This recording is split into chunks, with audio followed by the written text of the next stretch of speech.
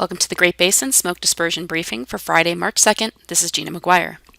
Over the last 30 days, we've seen precipitation, again mainly targeted over the northern and eastern half of the Great Basin, with very dry conditions over southern Nevada.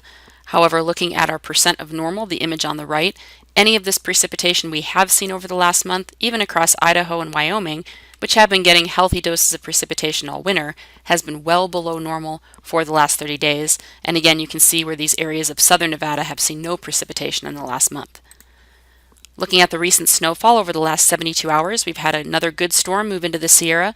So we've had over 1 to 2 plus feet of snow in the high Sierra recently, and also over a foot of snow into parts of the higher elevations of the central Idaho mountains and over the higher terrain of northern Nevada. Even down into the lower elevations, we've seen several new inches of snowfall in the valleys over the northern half of the Great Basin. Looking at our snow depth, we have finally seen some increases to the snow depth in the Sierra, and we still do have some snow, obviously, in the higher terrain of central and northern Utah, and it's northern Nevada, with the greatest snow depth still over central Idaho, mountains into western Wyoming. However, this snowpack is still below normal, but has increased to around 30 to 50% over Nevada and Utah, and is still near normal in central Idaho and western Wyoming. Here's the radar picture from early this morning on Friday morning as that first storm moved in, bringing significant snowfall to the Sierra and western Nevada, and now the snowfall is stretching over northeast Nevada up into Idaho and northwest Utah. This system will continue to affect the Great Basin over the next couple of days.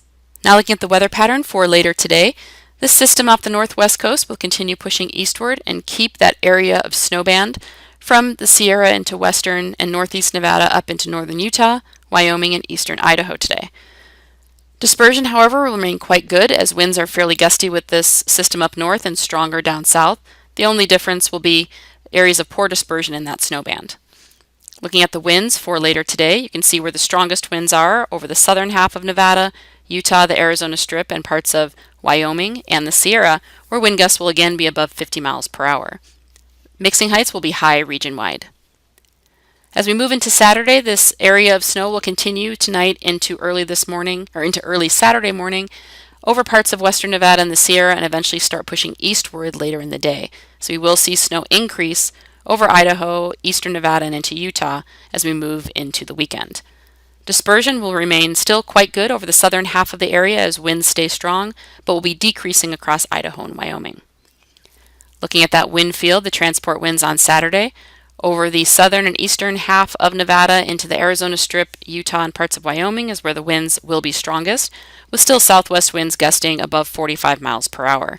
Further west will keep breezy winds over parts of Nevada, but much lighter winds up north. Mixing heights will remain very high over the southern and eastern area, but still remain low up north. Looking at the conditions on Sunday, this area of low pressure swings into the northern Rockies, with drier northwest flow over much of the Great Basin. We will see very cold temperatures over the next few days, but those temperatures will start to rebound as we move later in the weekend and next week. Dispersion will remain still very good over the eastern two-thirds of the Great Basin, as these northwest winds will still be somewhat breezy, but will be decreasing rapidly over the Sierra into western Nevada. Looking at the transport winds, you can see these breezy northwest winds over much of the eastern two-thirds of the Great Basin. However, wind speeds will be coming down, with wind gusts generally between 30 and 40 miles per hour. Much lighter winds into western Nevada and the Sierra. Mixing heights still high over the eastern half of the area and decreasing in the west. Looking at the forecast clearing index for Utah, it's no surprise with these stronger and gusty winds that we would see high clearing indices statewide. Looking at the overall forecast amount of precipitation over the next few days, the heaviest amounts will be in the high Sierra, where we will see several feet of new snow over the coming days. And further east, even across much of Nevada, northern Utah into eastern Idaho will see over 1 to 2 feet of snow in some areas. Even the lower elevations will all receive snow over the northern two-thirds of the region. Over the Arizona Strip into southern Utah, we will see lighter amounts, but at least still some precipitation. As we go into early next week, we will see these drier conditions continue across much of the Great Basin, with maybe some cloud cover up north across Idaho on Monday. However, dispersion will be decreasing as a ridge of high pressure moves in before the next storm. Therefore, winds will be decreasing with poor dispersion really region-wide.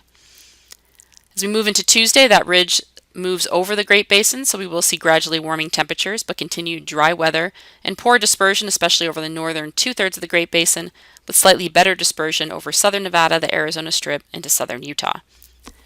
Finally, as we go into Wednesday, this next storm pushes in, so we will see a return of some precipitation over the Great Basin. However, right now it's looking on the lighter side, but we will continue to monitor this. It will be at least our next chance of precipitation after this big storm. Dispersion also will be increasing as that system moves across, especially over the southern half of the area, with still poor dispersion up north into Idaho. By Thursday, that next storm starts to move east with a flatter ridge of high pressure over the area. We still may have some clouds and showers to deal with on Thursday, but again on the lighter side. Also, dispersion will remain poor in some of these areas where winds will be decreased under the ridge and somewhat better over the far south. The forecast amount of precipitation for Monday through Wednesday morning shows only precipitation up north into parts of Idaho and Wyoming. But again, that next system on Wednesday later in the day will bring our return to precipitation in other areas of the Great Basin. The 8 to 14-day outlook shows continued below normal temperatures, especially over the western two-thirds of the area, along with above normal precipitation. That concludes our briefing for today. Check back on Monday for the latest updates.